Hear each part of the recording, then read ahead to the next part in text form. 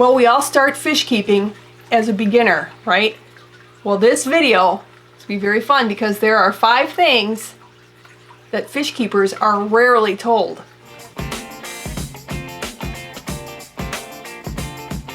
Welcome back to the Small Scape. I'm Joanna. Let's get started with number 1. It's one of my favorites. Be very careful when buying anything with betta in the title. Why? Well, chances are you're going to get a whole lot less for a whole lot more money, or it may even be something that you don't need at all. Case in point, a new line at Petco. It's a real hoot. You're going to love this. Okay, this is a line of substrate for your betta. Okay, it's by Betta World, and you get 1 pound. So not only does that say all you need is a 1-gallon tank for your betta, more on that in another point coming up. It's terrible. Not only that, but guess how much this 1 pound is. Now granted, I love miniatures as much more than an average person. This is an adorable little bag of substrate, but how much would you pay for this 1 pound? $8.99. That's right, this 1 pound is $8.99 and it's black sand. Now you can upgrade to the 5 pound of just their regular brand of sand, of black sand. You can get 5 pounds of it for $1 less, $8. Or you can get 20 pounds of black sand, their house brand, for $18. So you do the math and you can figure out which one you may want to get. Chances are it's probably not going to be this one. So even if you're going to get a betta, even if you're going to go get your very first betta, do your research, take a look around, whatever product you're buying. If you're buying fish food, take a look around, because if it does not have betta in the title, chances are you very likely will get a whole lot more of it for a lot less money. Number 2, this is, I wouldn't say funny, it's actually more tragic and quite sad. Number 2, don't ever make a choice of what fish you're gonna buy and put in which tank by looking at the package of the tank that maybe even you're buying, whether you're buying a 1-gallon tank that they sell for bettas. If you are, please don't put a betta in a 1-gallon tank. I'll put a video. I'm going to link a video for you to take a look at what size tanks we recommend and why. So whether you're buying a 3-gallon, a 5-gallon, a 10-gallon, a 20-gallon, yes, it's true. It's sad but true, but do not look at the package to say, oh, I can put those kind of fish in there. How fun. Because boy, oh boy, do they have some doozies on their package. Enough said. I'm going to link our video from Monday, and you can take a look at exactly what fish they picture on what size tank. It's quite amazing.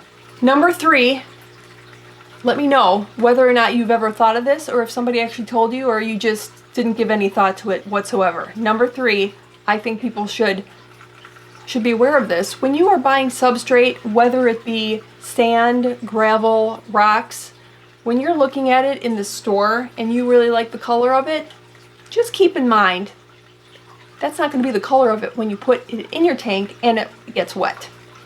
So take this rock, you may look at it and say, oh wow, that's a really pretty white, that's really going to have a lot of pop in my tank.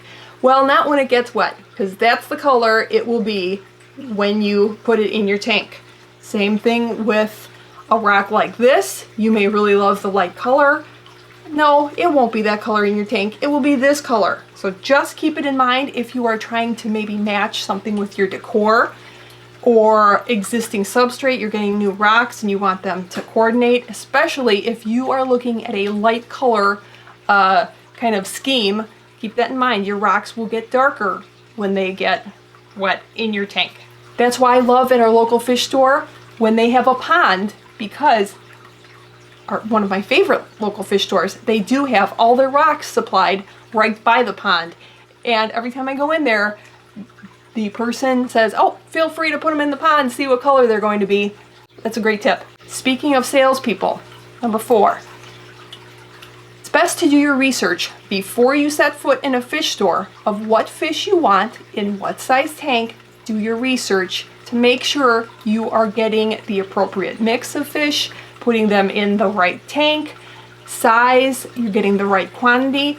Please don't rely on a salesperson, even at a big box store, a local fish store. You never know. Not all salespeople are the same. They have other things to do. They may not be fish specialists. Chances are they are not fish specialists, even sometimes at a small fish store. They may not know as much as you might hope. So do your research to know what fish you should be getting, how many, and for what size tank. And last, number 5, when you go to your big box store and you want to get yourself an aquatic plant, please keep in mind that these, even though they're in the aquatic plant section right by the aquariums, does not mean that they are truly an aquatic plant. There are a lot of examples that they sell there, and frequently they do label them as semi-aquatic. You might not check the package if you're new to planted aquariums, but keep it in mind, like the gold ribbon is semi-aquatic. The mondo grass is sometimes sold. That's also semi-aquatic. You don't want to submerge it all the way underwater because these plants will eventually die. Also, like the peacock fern, I think, is sometimes sold at the big box stores.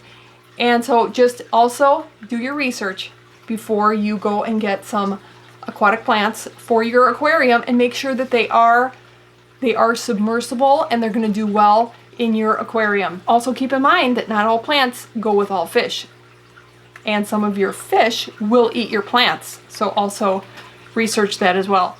So I hope you liked the video. Hopefully this gave you some tips, whether or not you knew them or not, I don't know. Hopefully it helped you out. If you have any funny stories of things that you learned a little bit too late, or that somebody was kind enough to share with you, leave them down in the comments below, and I'll see you in the next one.